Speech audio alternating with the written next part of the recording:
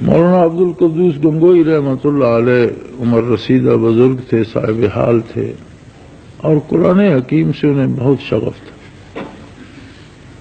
جو بھی جاتا ملاقات کے لیے اسے کہتے میاں تمہیں قرآن مجید آتا ہے؟ اچھا سناؤ۔ اب سارے لوگ تو حافظ نہیں ہیں، مجھے تو میں حافظ ہوں۔ اچھا کہیں سے تو آتا ہوگا؟ جی صرف قل شریف آتا، اچھا وہی سناؤ۔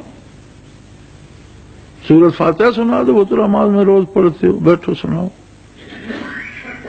حافظ قابو آ جاتا تو وہ جاتا اپنے کام سے، جتنی دیر وہاں بیٹھا رہتا وہ قرآن سنتے رہتا۔ ایک دن کسی نے عرض کی حضرت لوگ ملاقات کو بھی آتے ہیں اور لوگوں کے اپنے کچھ مسائل بھی ہوتے ہیں، وہ آپ کی خدمت میں کوئی بات کرنا چاہتے ہیں، کوئی دعا کرانا چاہتے ہیں، آپ پکڑ کر قرآن پڑھنے پہ لگا دیتے ہیں، وہ قرآن پڑھتا پڑھتا اٹھ جاتا ہے۔ انہوں نے کہا بھائی میاں جو جس نیت سے آتا ہے اللہ اس سے واقف ہے، وہ کارساز ہے، اس کا کام بھی کر ہی دیتا ہوگا، ہم نے کیا کرنا ہے اس میں۔ جہاں تک میری بات ہے میاں، ہم تو مریں گے، قبر میں جائیں گے، وہاں حوریں آئیں گی، ان سے بھی کہیں گے بھی قرآن آتا ہے تو سنو، نہیں تو جاؤ۔ ان کی اس جملے میں آپ ایمان کی وہ جھلک دیکھیں اور یقین اور اعتماد دیکھیں کہ بابے کو کتنا یقین ہے کہ مریں گے، قبر میں جائیں گے تو حوریں آئیں گی۔ عذاب قبر بھی برحق ہے، اس سے ڈرنا بھی اچھی بات ہے، حساب کتاب بھی ہے، لیکن بندے کا یقین اور ایمان کیسا ہے کہ جب مریں گے قبر میں جائیں گے حوریں آئیں گی تو ان سے بھی کہیں گے بی بی قرآن آتا ہے تو سناؤ، نہیں آتا تو جاؤ۔ سیدنا فاروق اعظم رضی اللہ عنہ کے سامنے قبر کے فرشتوں کے سوال و جواب کی بات ہو رہی تھی، اور انہوں نے عرض کی یا رسول اللہ صلی اللہ علیہ وسلم جب ہم قبر میں جائیں گے اور فرشتے آئیں گے تو ہمارے حواس سلامت ہوں گے؟ آپ نے فرمایا بے شک۔ فرمایا پھر تو میں ان کے منہ میں پتھر ٹھونس دوں گا، یعنی انہیں لاجواب کر دوں گا، پھر فرشتے بات ہم سے کیوں کریں، پھر وہ ہم سے کیا پوچھ سکتے، ہمارے حواس بھی سلامت ہوں اور پھر وہ ہم پر سوال کریں؟ ایسے جواب دوں گا کہ لاجواب۔ عربی کا محاورہ آپ نے استعمال فرمایا کہ میں ان کے منہ میں پتھر بھر دوں گا، یعنی خاموش کر دوں گا۔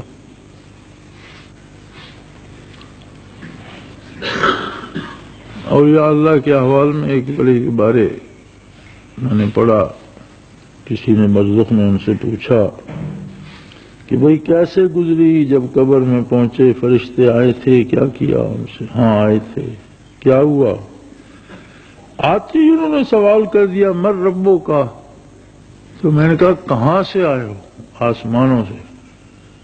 تو میں نے کہا میں گز بھر زمین کے نیچے آ گیا ہوں، مجھے رب بھول گیا، اور تم آسمانوں سے زمین تک آئے ہو، تمہیں رب یاد ہے؟ میں نے تو اتنا فاصلہ طے نہیں کیا جتنا تم کر کے آئے، فاصلہ کرنے سے رب بھول جاتا ہے۔ چلے گئے۔ کیا عجیب لوگ ہیں،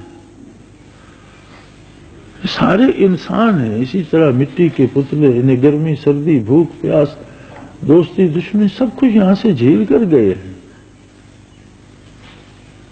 فرق کیا؟ فرق یہ ہے کہ انہوں نے عبادات کا حاصل ایمان کو سمجھا اور اسے پایا، اور یہ حضرت مریم کے یہ سارے امور دنیاوی نہیں ہیں، بچے کی ولادت، کھجوروں کی ضرورت، پانی کی ضرورت، قوم کو جواب، یہ سارے دنیاوی امور ہیں۔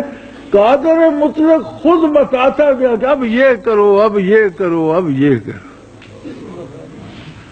یعنی نور ایمان نصیب ہو جائے، حق الیقین نصیب ہو جائے تو امور دنیا بھی از خود حل ہوتے چلے جاتے ہیں۔ کہیں ہمیں سمجھ آتی ہے، کہیں ہمیں پتہ ہی نہیں چلتا، اور کام ہوتے رہتے ہیں، مصیبتیں ٹلتی رہتی ہیں، مسائل حل ہوتے رہتے ہیں، اور نور یقین نصیب ہو جائے تو کوئی مسئلہ رہتا ہی نہیں، باقی مسئلہ ہے کیا؟ باقی تو مسائل کی حیثیت ثانوی ہے، ہوئے نہ ہوئے تو کیا ہوگا؟ دنیا میں دولت ملی نہ ملی تو کیا ہوگا؟ بسر نہیں ہو جائے گی؟